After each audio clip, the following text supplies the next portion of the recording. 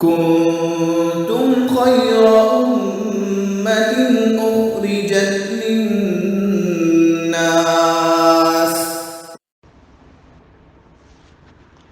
بسم اللہ الرحمن الرحیم نحمدہ ونصلی علی رسولہ الکریم۔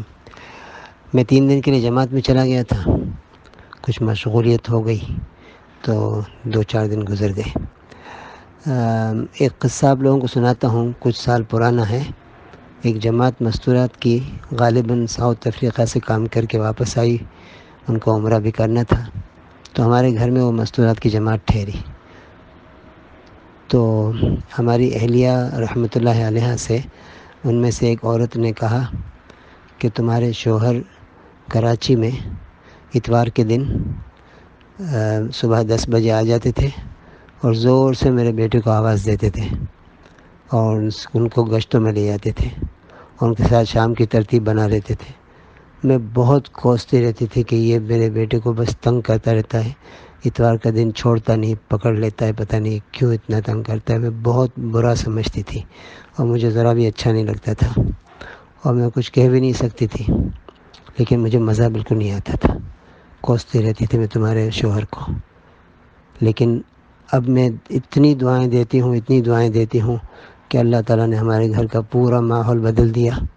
میرے بیٹے نے اللہ کی فضل سے کافی وقت اللہ کے راستے میں لگایا اور میرے لیے بھی اللہ تعالیٰ ایسے دن لایا کہ میرا جماعتوں میں خوب وقت لگا اور اللہ نے 4.5 مہینے کے لیے باہر ملکوں کی تشکیل کی سعادت نصیب کی، اور اب میں وہاں سے وقت لگا کر عمرے کے لیے بھی آئی ہوں اور اللہ نے مجھے بہت نوازا، اور اب تمہارے شوہر کے لیے دل سے دعائیں نکلتی رہتی ہیں۔